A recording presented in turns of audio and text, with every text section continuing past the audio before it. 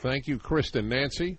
Kristen, it's so true. Why would you want someone who's not trained to teach your child teaching your child? So why would you want a parent doing it who, has to really think back to remembering how to do fractions? Yeah, exactly. And can't remember. It's a mess. Right, I can't do any of that. In Virginia, they actually have a class. There's an elementary school, a middle school that has a class for parents once a week where they teach the parents the math that their kids are learning specifically. Oh, man. But I think that's ridiculous. That's unbelievable. That's not a solution.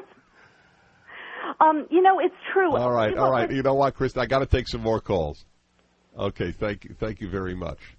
All right, let's go to Sarasota, Florida. Sally. Hello, Sally. Hello there, Dennis. I just enjoy your program so much. Great, thank you. Well, I was thinking of Hemingway when I was calling in because I was thinking on his deathbed it's reported that he said it is all true just before he died. And I was thinking about the fact that I'm a former teacher. My dad was a school superintendent. I come from a family of educators.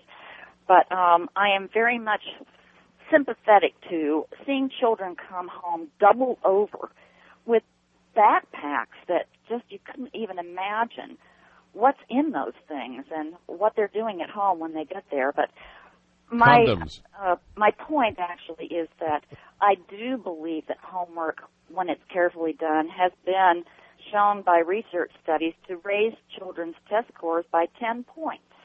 It takes 20 minutes a night of reinforcement of the skills that were learned in school to raise children's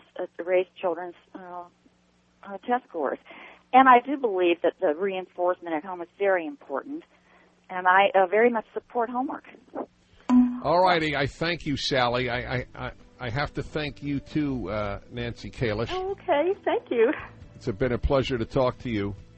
The book is The Case Against Homework, How Homework is Hurting Our Children, and What We Can Do About It. So good luck to you. Thanks so much for having me on. You're very welcome. Stay on, folks, because I want to summarize some of your calls here. It's a fascinating one from Diana. She often does her third grader's homework for him because otherwise he doesn't get to participate in physical education or recess. Can you imagine that? Back in a moment. Well, I must say, a lot of you don't agree, and I appreciate that. And so for those of you who are 100%ers, and I wonder if there are any, given my takes on so many different issues, I'm sure I lost some of the 100%ers like I did my friend there in Louisville earlier.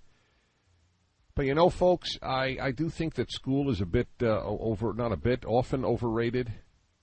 A human being is made up of so much.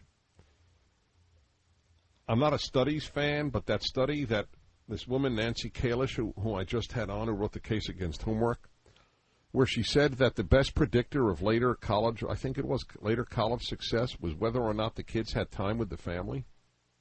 In that case, it was the family meal, but there could be a whole host of ways of having time with the family. And I believe that. I ask you, my friends, to think about your own lives. I think adults don't do this often enough. Ask yourself, now that you're an adult, what makes for a successful adult? And by successful, I mean one who can navigate life. Life is hard. Who can find happiness in life, who can mature well, who has friends, who has a way of sustaining him or herself through meaningful work. I mean, ask yourself and tell me what correlation you find between that and school success. I don't think you'll find much. I don't think you'll find any. There are people who did great in school who do great in life. There are people who do awful in school who do awful in life. But by and large, the mixture is too great.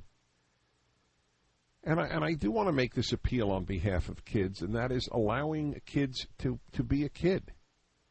We already robbed their childhood with the invasion of their innocence, with all the sexuality that permeates our society.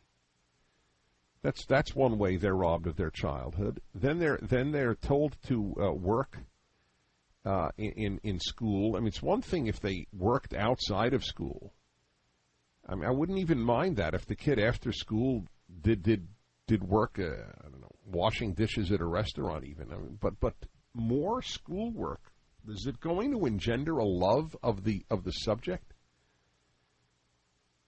You have to read more of Shakespeare tonight. Do you think I love Shakespeare because of high school? I love Shakespeare despite high school. All the things that are assigned to you, you often then never read as an adult. Now, for some people, high school has triggered a terrific love of learning. If you had a terrific teacher, that is exactly what is possible. But it's the terrific teacher that matters, not the assignment of the homework.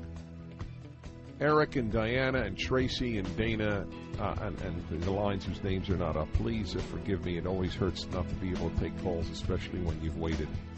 But please give this some thought, and the book was called The Case Against Homework, and you're listening to The Dennis Prager Show.